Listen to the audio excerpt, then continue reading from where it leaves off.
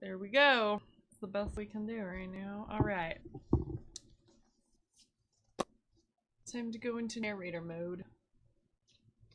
Harry Potter and the Chamber of Secrets by J.K. Rowling. Read for you by Corinthi23. So, in the last 3 chapters, Harry was trapped at the Dursleys, and such happened. If you missed the first stream, you can go back to the first or second stream to find out what happened in that section. But in the last chapter that we read, Ron Weasley, Harry's friend, saved the day with his brothers George and Fred, came and rescued Harry from the Dursleys, took him to their home, which was the first wizard home that Harry had ever been to, and he was so excited about it, and it was such a wonderful adventure, and the Weasleys really seem to love Harry, and he feels really at home there. So it's been a great time for him. So he's having a great time. And Ron was a little bit self-conscious about his home being, because he's very poor, and 2 other wizarding families looks like they have very little, and it's cheap and hand-me-downs and things like that. So Ron feels very self-conscious about that. But the truth is, to Harry, he is rich, he has magic, and he gets to live with a family who loves him. That is the greatest wealth on earth. And Harry is very jealous of that. And when Ron says terrible things about his room being small and not much, and Harry says, well, to me, it is perfect. And then Ron blushes, and that's how the chapter ends. And so it was a very sweet chapter. It was not really a huge plot building chapter. It was more of a getting to know the characters and sweetness chapter. So now we are on chapter 4 at Flourish and Blotts. Okay, and again I'm going to take the dust cover off because it creates too much between flipping the pages around, you guys. Okay. So, wands at the ready? Let's begin! Alright. Life at the Burrow was as different as possible from life in Privet Drive. The Dursleys liked everything neat and ordered. The Weasleys' house burst with a strange and unexpected. Harry got a shock the first time he looked in the mirror over the kitchen mantelpiece, and it shouted, "Tuck your shirt in, Scruffy!"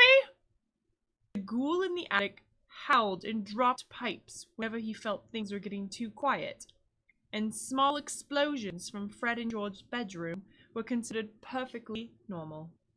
What Harry found most unusual about life at Ron's, however, wasn't the talking mirror or the clanking ghoul.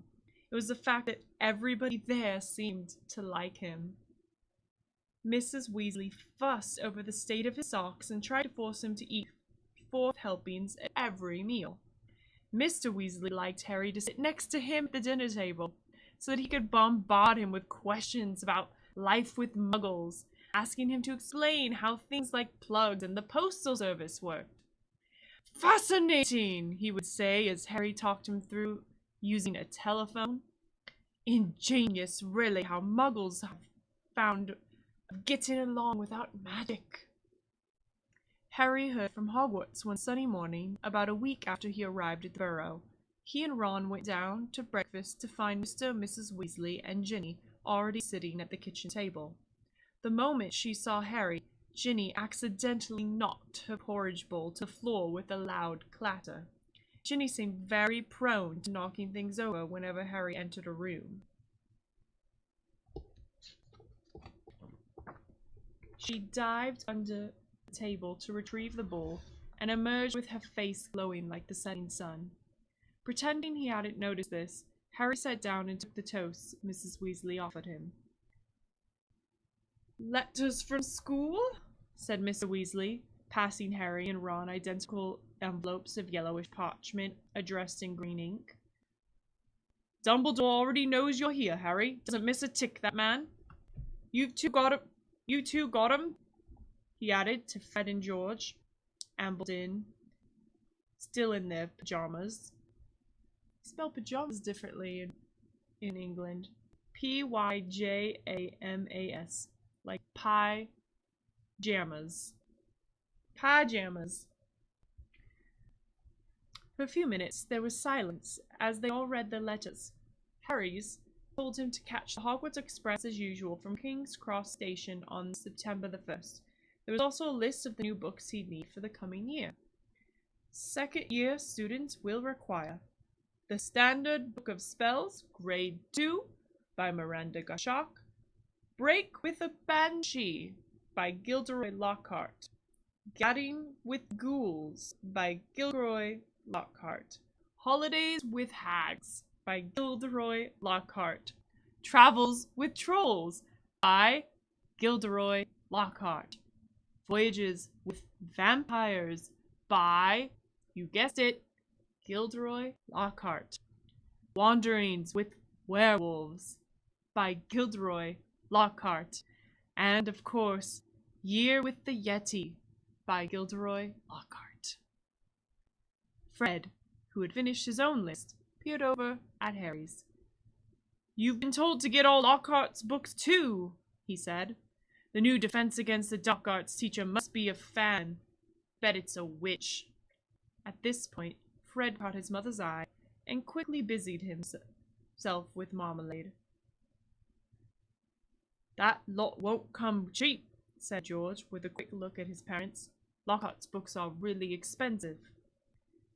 "Well, we'll manage," said Mrs. Weasley, but she looked worried. "I expect we'll be able to pick up a lot of Ginny's things second-hand." "Oh, are you starting at Hogwarts this year?" Harry asked Ginny. She nodded, blushing to the roots of her flaming hair, and put her elbow in the butter dish.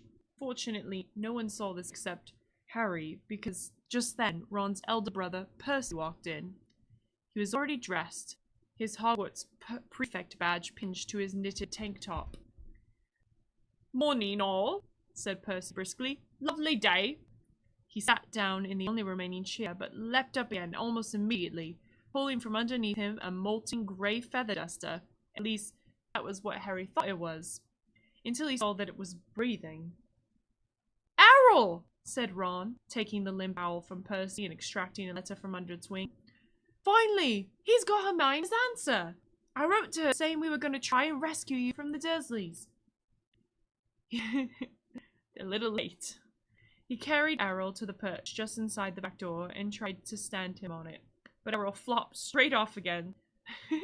So Ron laid him on the draining board instead, muttering, "Pathetic." Then he ripped open Hermione's letter and read it aloud. "Dear Ron and Harry, if you're there, I hope everything went all right and that Harry is okay and that you didn't do anything illegal to get him out. Ron, because that will get Harry into trouble too. I've been really worried if Harry is all right. Will you please let me know at once, but perhaps it would be better if you use a different owl, because I think another delivery might finish your one off. I'm very busy with schoolwork, of course." "How can she be?" said Ron in horror. "We're on holiday." "And we're going to London next Wednesday to buy my new books. Why don't we meet in Diagon Alley? Let me know what's happening as soon as you can. Love, from Hermione." "Well, that fits in nicely. We can go and get all your things then too," said Mrs. Weasley, starting to clear the table. "What are you all up to today?" Harry, Ron, Fred, and George were planning to go up the hill to a small paddock the Weasleys owned. It was surrounded by trees that blocked it from view of the village below, meaning that they could practice Quidditch there, as long as they didn't fly too high. They couldn't use real Quidditch balls, which would have been hard to explain if they had escaped and flown away over the village. Instead, they threw apples to each other to catch. They took in turns to ride Harry's Nimbus 2000, which was easily the best broom. Ron's old shooting star was often outstripped by passing butterflies. That's sad. 5 minutes later, they were marching up the hill, broomsticks over their shoulders. They had asked Percy if he wanted to join them, but he said he was busy. Okay, and the picture of Mrs. Weasley with Ron giving them the letters.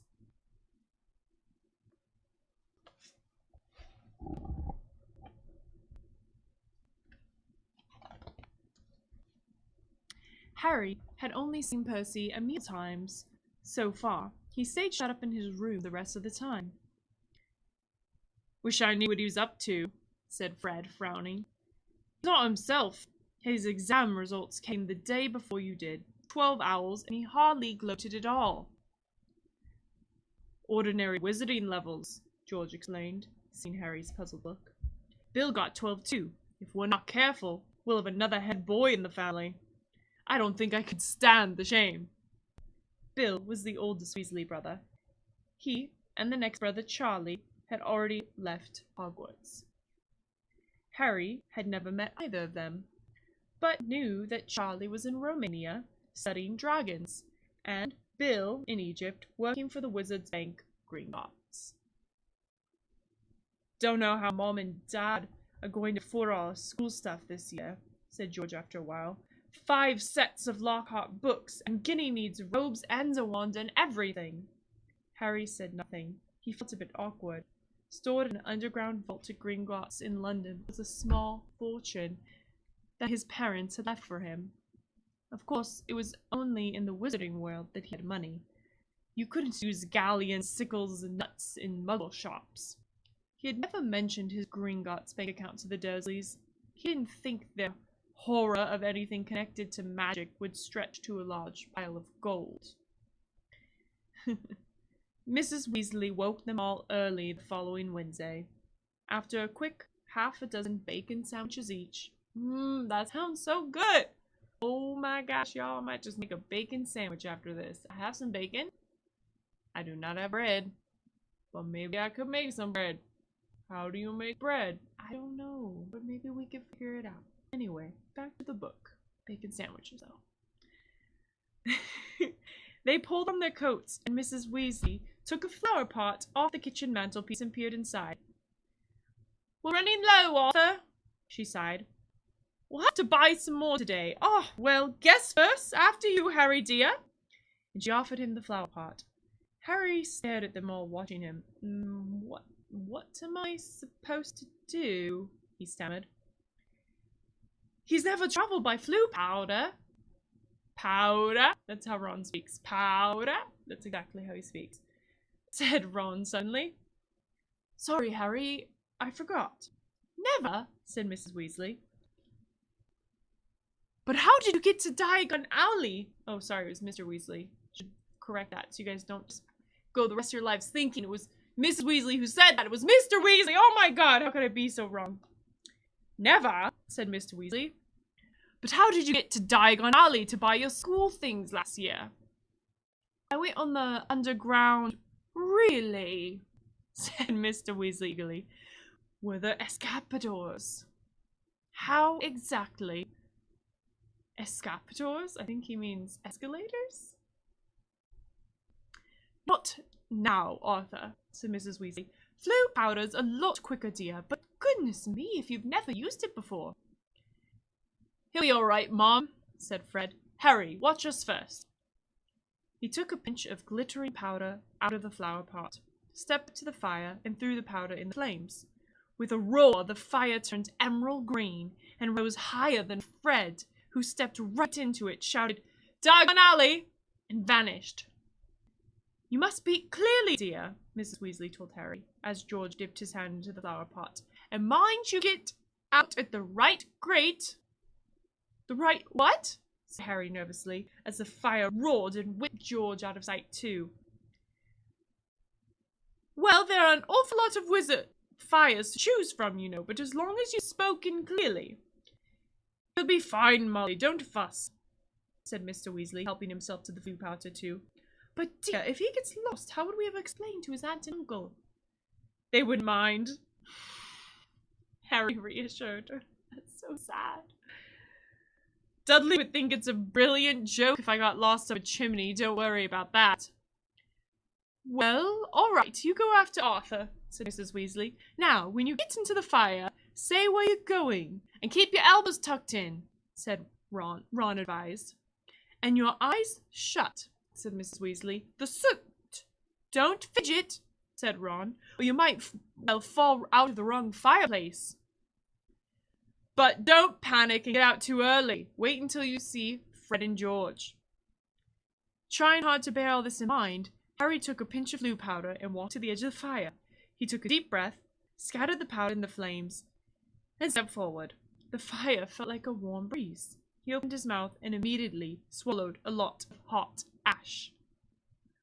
Diagon Alley, he coughed. It felt as though he was being sucked down a giant plug hole. He seemed to be spinning very fast. The roaring in his ears was deafening. He tried to keep his eyes open, but a whirl of green flames made him feel sick. Something hard knocked his elbow, and he tucked it in tightly, still spinning and spinning. Now it felt as though cold hands were slapping his face. Squinting through his glasses, he saw a blurred stream of fireplaces and snatched glimpses of the room beyond. A little picture of what he's experiencing. His bacon sandwiches were churning inside of him. Maybe not bacon sandwiches then. He closed his eyes again, wishing it would stop. And then he fell, face forward, onto cold stone and felt his glasses shatter. Dizzy and bruised, covered in soot, he got gingerly to his feet, holding his broken glasses up to his eyes. He was quite alone, but where he was, he had no idea. All he could tell was that he was standing in the stone fireplace of what looked like a large, dimly lit wizard shop, but nothing in here was ever likely to be on a Hogwarts school list. A glass case nearby held a withered hand. On a cushion, a blood-stained pack of cards and a staring glass eye. Evil-looking masks leered down from the walls. An assortment of human bones lay upon the counter, and a rusty, spiked instrument hung from the ceiling. Even worse, the dark, narrow street Harry could see through the dusty shop window was definitely not Diagon Alley. Uh-oh. Where could he be? The sooner he got out of there, the better. Nose was still stinging where it hit the earth. Harry made his way swiftly and silently towards the door, but before he got halfway towards it, two people appeared on the other side of the glass, and one of them was the very last person Harry wanted to meet when he was lost, covered in soot and wearing broken glasses. Draco Malfoy. Harry looked quickly around and spotted a large black cabinet to his left. He shot inside it and pulled the doors to, leaving a small crack to peer through. Seconds later, a bell clanged, and Malfoy stepped into the shop. The man who followed could only be his father. He had the same pale, pointed face and identical cold grey eyes. Mr. Malfoy crossed the shop, looking lazily at the items on display, and rang a bell on the counter before turning to his son and saying, "Touch nothing, Draco."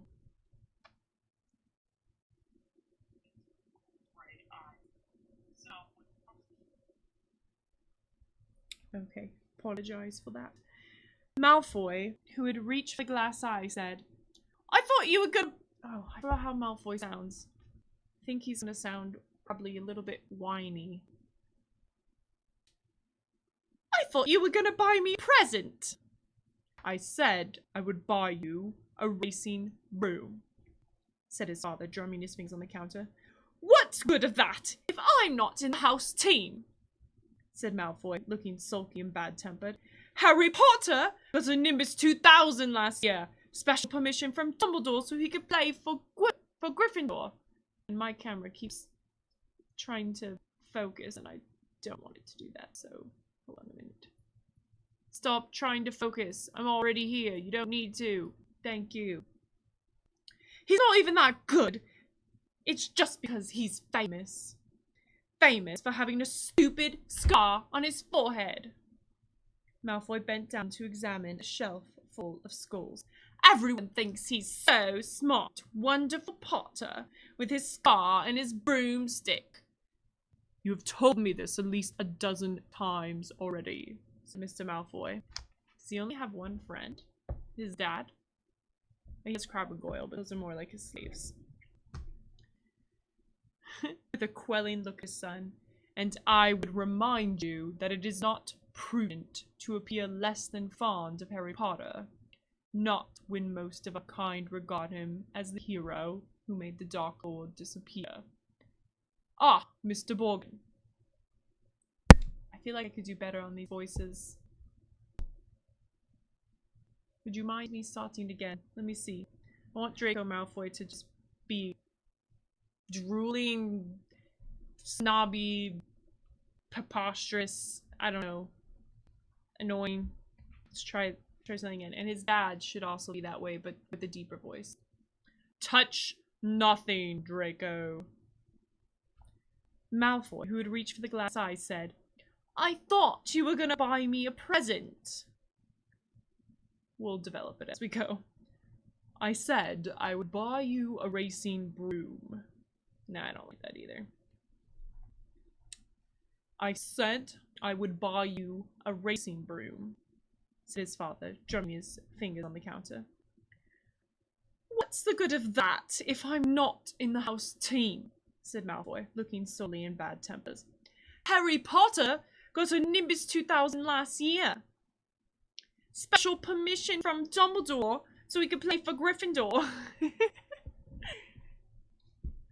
He's not even that good. It's just because he's famous.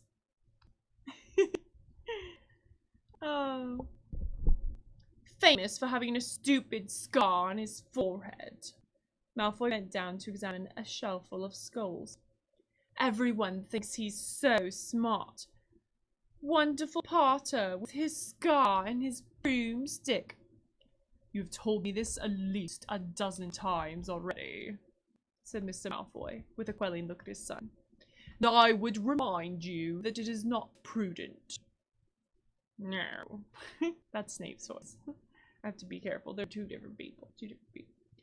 To appear less than fond of Harry Potter when most of our kind regard him as the hero who made the Dark Lord disappear.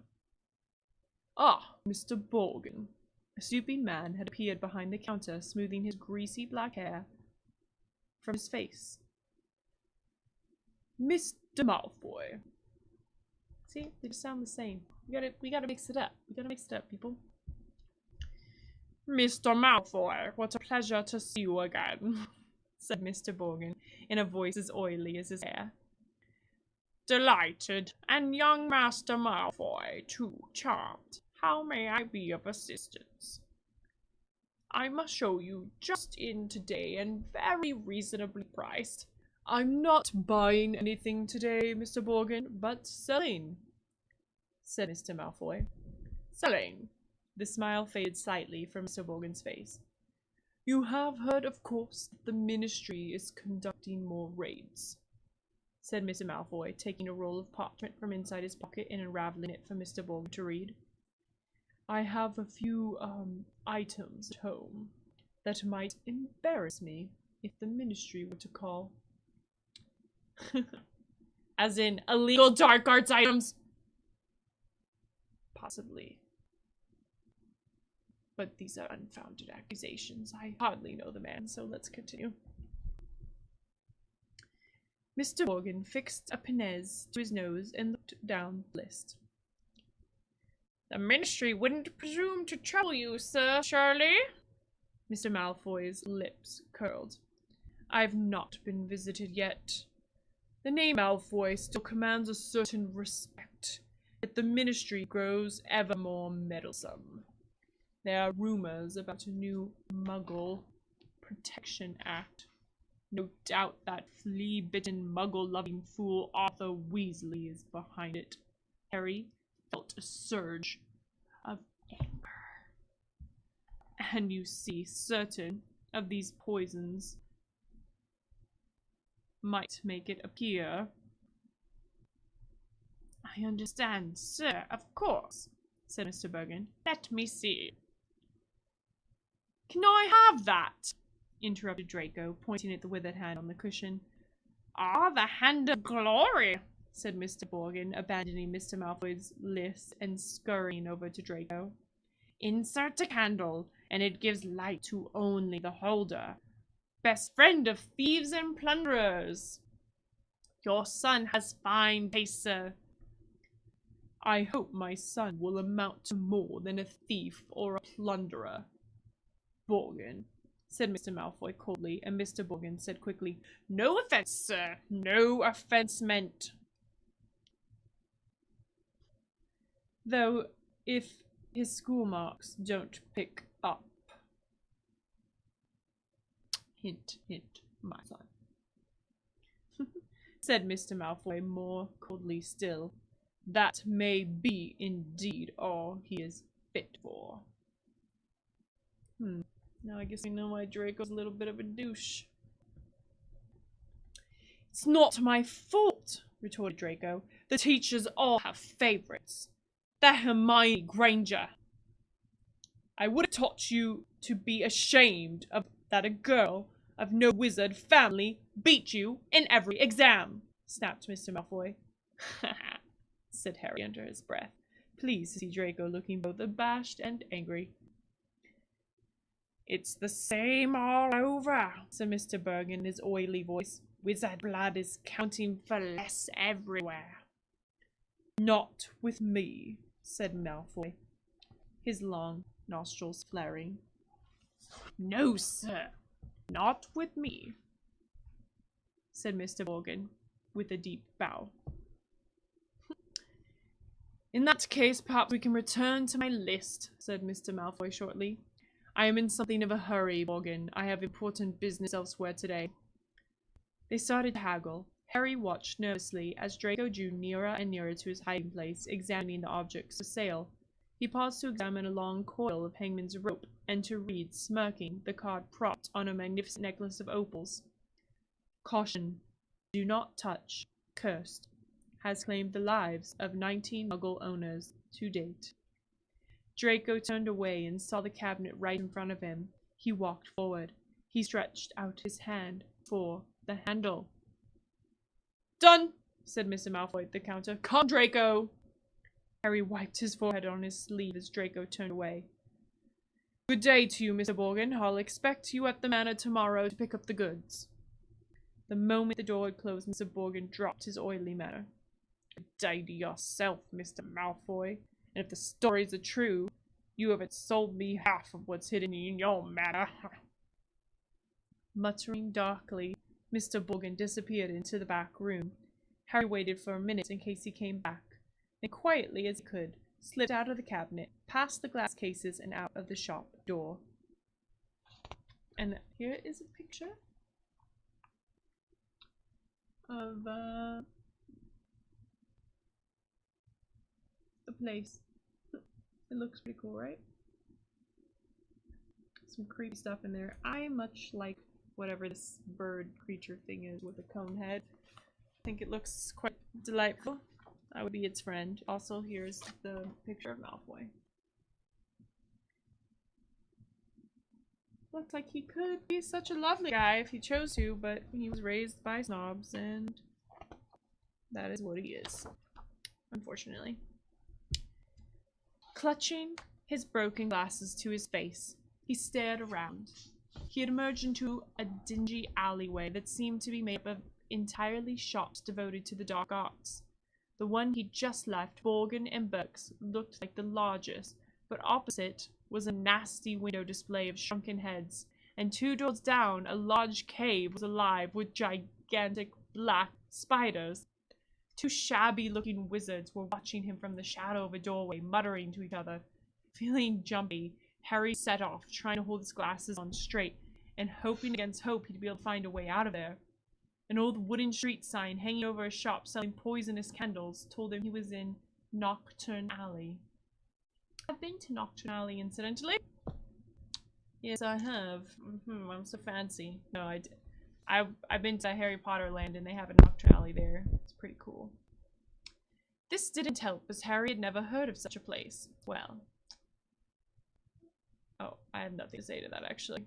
Fair enough. You haven't heard of it yet. You're in the second book. Okay.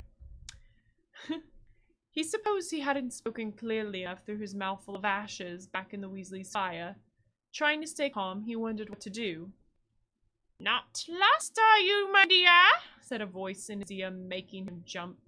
An aged witch stood in front of him, holding a tray of what looked horribly like whole human fingernails.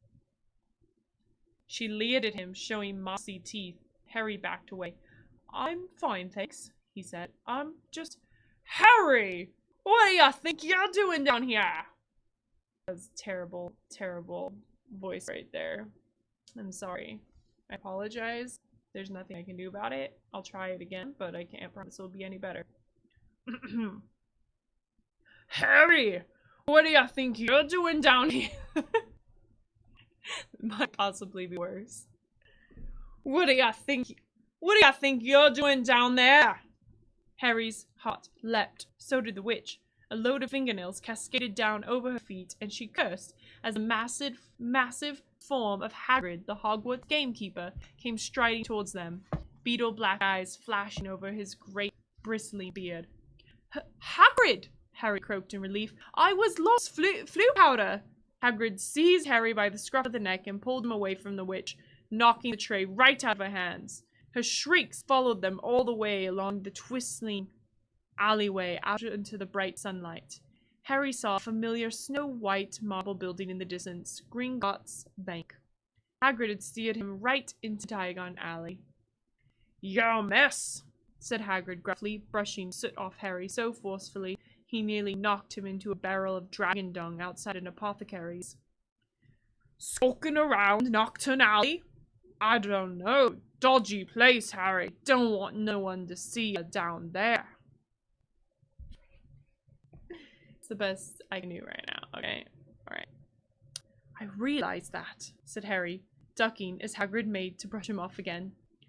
"I told you I was lost. What were you doing down there anyway?" "I was looking for a flesh-eating slug repellent," growled Hagrid. "They're ruining the school cabbages." "You're not on your own." "I'm staying with the Weasleys, but we got separated," Harry explained. "I've got to go find them."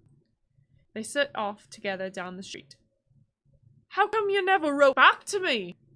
said Hagrid as Harry jogged alongside him. And here's the picture of Hagrid coming down Nocturne Alley.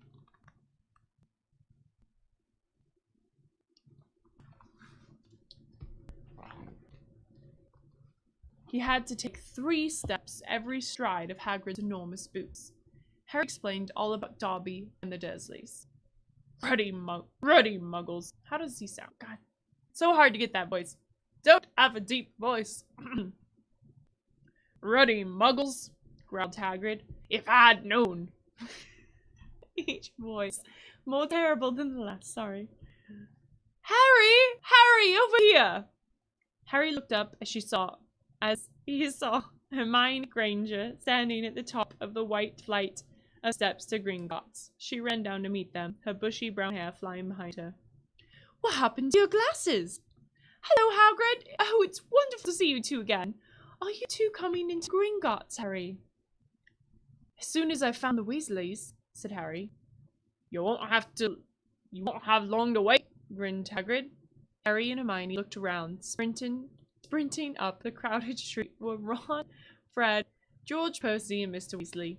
"Harry!" Mr. Weasley panted.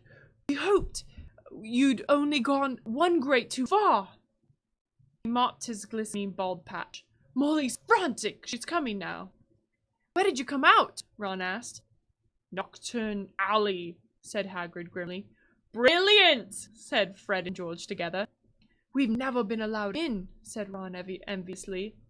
"I should ruddy well think not," growled Hagrid. Mrs. Weasley now came galloping into view, her handbag swinging wildly in one hand, Ginny just clinging onto the other. "Oh, Harry! Oh, my dear! You could have been anywhere!" Gasping for breath, she pulled a large clothes brush out of her bag and began sweeping off the soot Hagrid hadn't managed to beat away. Mr. Weasley took Harry's glasses, gave them a tap on his wand, and returned them, good as new. I think in the movie Hermione does that. But it was Mr. Weasley all along. "Well, gotta be off," said Hagrid, who was having his hand wrung by Miss Weasley. "Nocturne Alley, if you hadn't found him, Hagrid." "See you at Hogwarts." And he strode away, head and shoulders taller than anyone else in the packed street. "Guess who I saw in Borgin and Burkes?" Harry asked Ron and Hermione as they climbed the Gringotts steps. "Malfoy?" and his father. "Did Lucius Malfoy buy anything?" said Mr. Weasley sharply behind them. "No, he was selling." So he's worried," said Mr. Weasley with grim satisfaction. "Oh, I'd love to get Lucius Malfoy for something." "You be careful, Arthur," said Mrs. Weasley sharply, as they were ushered into the bank by the bowling goblin at the door. "That family's trouble. Don't go biting off more than you can chew."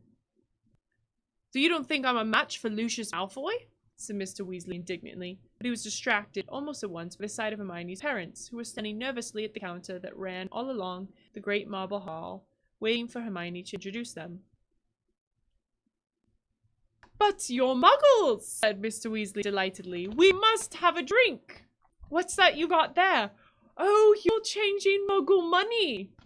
"Molly, look!" He pointed excitedly at the 10-pound notes in Mr. Granger's hand. "Meet you back here," Ron said to Hermione as the Weasleys and Harry were led off to the underground vaults by another Gringotts goblin. The vaults were reached by means of small, goblin-driven carts that sped along miniature train tracks through the bank's underground tunnels. Harry enjoyed the breakneck journey down to Weasley's vault, but felt dreadful, far worse than he had in Nocturnally when it was opened. There was a very small pile of silver sickles inside, and just one gold galleon. Excuse me one moment. I would like to put some chapstick on. My lips are all chappy.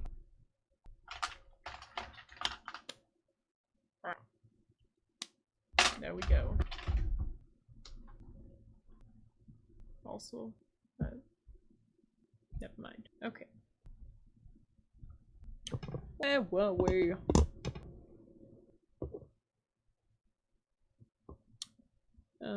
Driving the carts, small pile of silver sickles inside, and just one gold galleon. Mrs. Weasley fell right into the corners before sweeping the whole lot into her bag. Harry felt even worse when they reached his vault. He tried to block the contents from view as he hastily shoved handfuls of coins into leather bags. Back outside on the marble steps, they all separated. Percy muttered vaguely about needing a new quill. Fred and George had spotted their friend from Hogwarts, Lee Jordan. Oh, Lee Jordan. Love that guy. My wand. Let me get my wand right here. Thank you. Okay. Mrs. Weasley and Ginny were going to a second-hand robe shop. Mr. Weasley was insisting on taking the Grangers off to the Leaky Cauldron for a drink. I've been to the Leaky Cauldron. I've been to the one in Universal Studios. And they have delicious butterbeer drinks. And it is a wonderful place. You all should go. We'll all meet at Flourish and Blotts an hour to buy your school books, said Mrs. Weasley, setting off with Ginny. And not one step down Knockturn Alley, she shouted at the twins' retreating backs. Harry, Ron, and Hermione strolled off along the winding cobbled street. The bag of gold, silver, and bronze, jangling cheerfully in Harry's pocket, was clamoring to be spent. So he bought 3 large strawberry and peanut butter ice creams, which they slurped happily as they wandered up the alley, examining the fascinating shop windows. Ron gazed longingly at a full set of Chudley Cannon robes in the windows of the quality Quidditch supplies, until Hermione dragged them off to buy ink and parchment. Next door, in Gamble and Jape's Wizarding Joke Shop, they met Fred, George, and Lee Jordan, who were stocking up on Dr. Filibuster's fabulous wet start, no-heat fireworks. And in a tiny junk shop full of broken wands, wonky brass scales, and old cloaks covered in potion stains, they found Percy, deeply immersed in a small and deeply boring book called Prefects Who Gained Power. A study of Hogwarts prefects and their later careers. Ron read aloud off the back cover. That sounds fascinating. Go away, Percy snapped. Of course, he's very ambitious, Percy. He's got it all planned out. He wants to be Minister of Magic, Ron told Harry and Hermione in an undertone as they left Percy to it. An hour later, they headed for Flourish and Blotts. They were by no means the only ones making their way to the bookshop. As they approached it, they saw to their surprise a large crowd jostling outside the doors trying to get in. The reason for this was proclaimed by a large banner stretched across the upper windows. Gilderoy Lockhart will be signing copies of his autobiography, Magical Me, today, 12:30 to 4:30 p.m. "We can actually meet him," Hermione squealed. "I mean, he's written almost the whole book list." The crowd seemed to be made up of mostly witches around Mrs. Weasley's age. An harassed-looking wizard stood at the door, saying, "Calmly, please, ladies, don't push. There, mind the books now." Harry, Ron, and Hermione squeezed inside. A long queue wound right to the back of the shop, where Gilderoy Lockhart was signing his books. They each grabbed a copy of A Break with Banshee, and sneaked up to the line where the rest of the Weasleys were standing with Mr. and Miss Granger. "Oh, there you are, good," said Mrs. Weasley as she sounded breathless and patting her hair. "We'll be able to see him in a minute." Gilderoy Lockhart came slowly into view, seated at a table and surrounded by pictures of his own face, all winking and flashing dazzlingly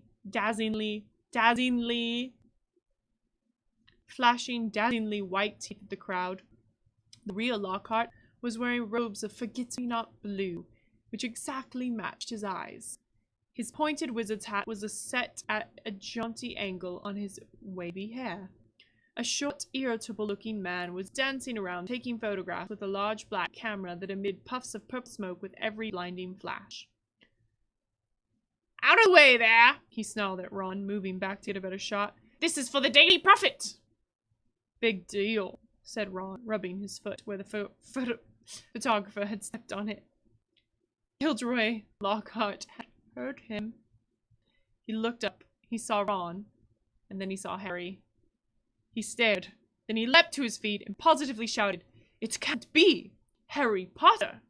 The crowd parted, whispering excitedly. Lockhart dived forward, seized Harry's arm, and pulled him to the front. The crowd burst into applause. Harry's face burned as Lockhart shook hands for the photographer and was clicking awfully madly, wafting thick smoke over the Weasleys. "Nice big smile, Harry," said Lockhart, through his own gleaming teeth. "Together, you and I, are worth the front page." When he finally let go of Harry's hand, Harry could hardly feel his fingers. He tried to sidle back over to the Weasleys, but Lockhart threw an arm around his shoulders and clamped him tightly to his side. You can tell Harry just loves this. "Ladies and gentlemen," he said loudly, waving for quiet, "what an extraordinary moment this is.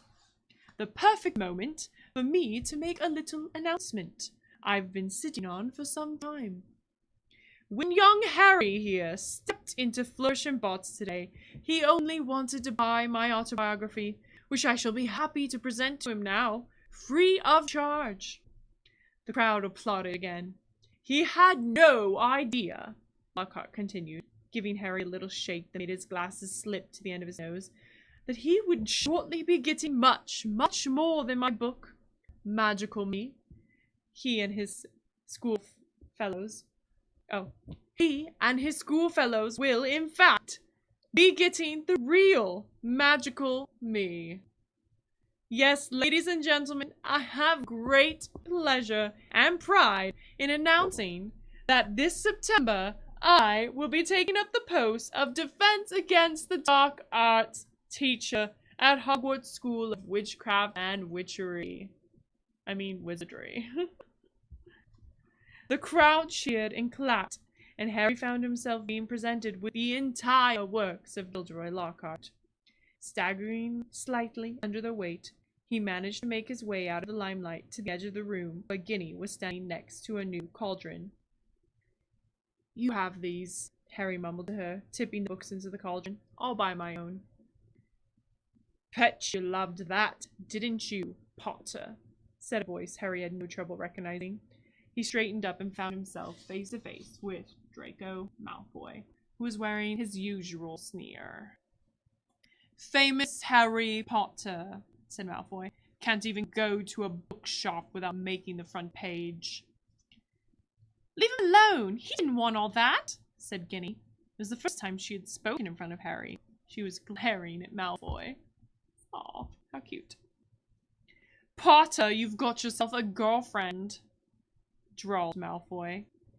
Ginny went scarlet as Ron and Hermione fought their way to over, both clutching stacks of Lockhart's books. Oh, it's you, said Ron, looking at Malfoy as if he were something unpleasant on the sole of his shoe. Kind of is. Bet you're surprised to see Harry here, eh? Not as surprised as I am to see you in this shop, Weasley, retorted Malfoy. I suppose your parents will go hungry for a month to pay for that lot. Ron went as red as Ginny. He dropped his books into the cauldron too and started... Ooh, that's gotta be a heavy cauldron. Oh wait, magic. It's probably super light. Magic is so cool. He dropped his books into the cauldrons too and started towards Malfoy, but Harry and Hermione grabbed the back of his jacket. Ron, said Mr. Weasley, struggling over with Fred and George. What are you doing? It's mad in here. Let's go outside. Well, well, well. Arthur Weasley. It was Mr. Malfoy. He stood with his hand on Draco's shoulder, sneering in just the same way. Lucius, said Mr. Weasley, nodding coldly. Busy time in the ministry, I hear, said Mr. Malfoy.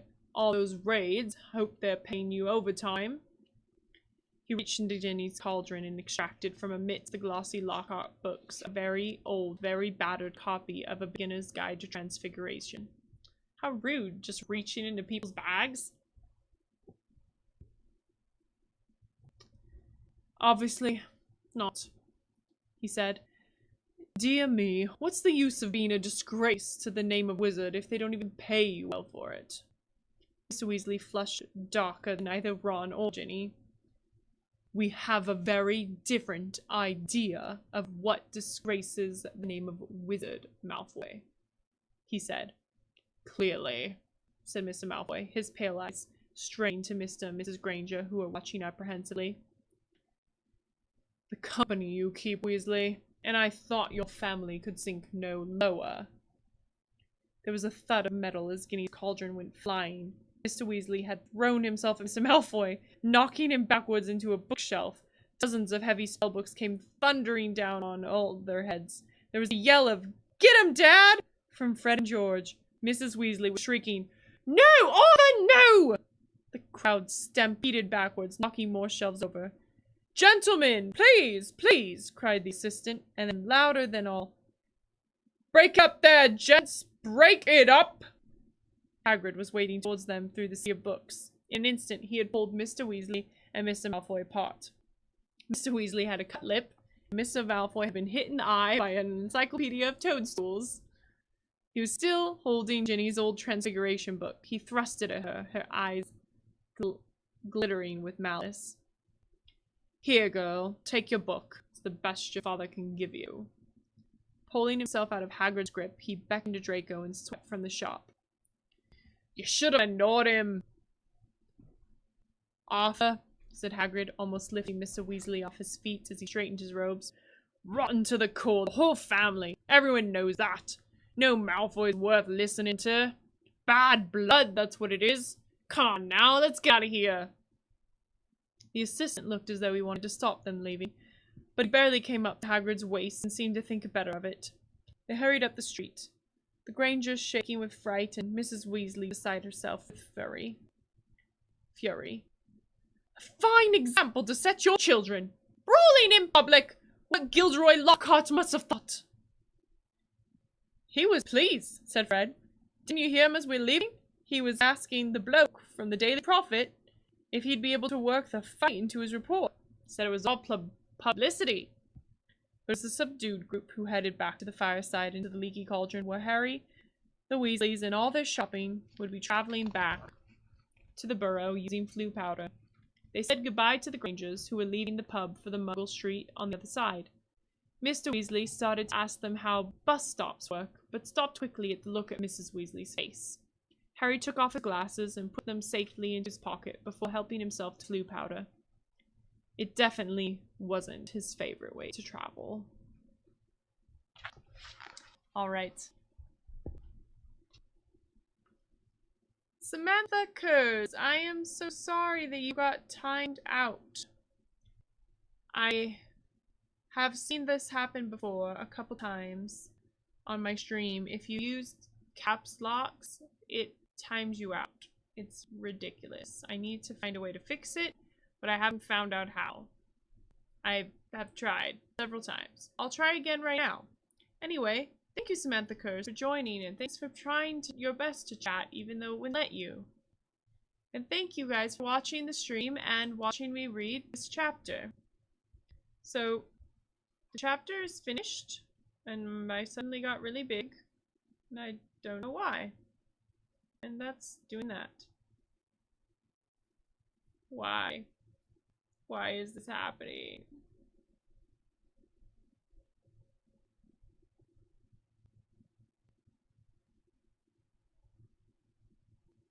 Oh yeah, wanted to say, how about that Hagrid breaking up a fight? Might as well call him Swagrid! What? So Hagrid is such a thug, going around breaking up fights between wizards.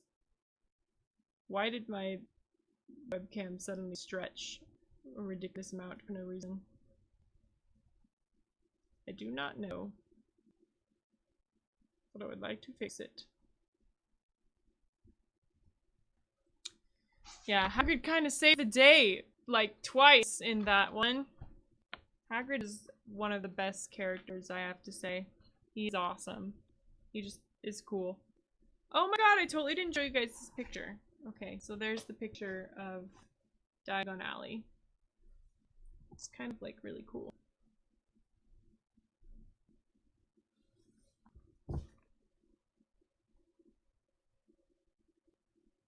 And I'm guessing this is Nocturne Alley versus Diagon Alley. See the difference?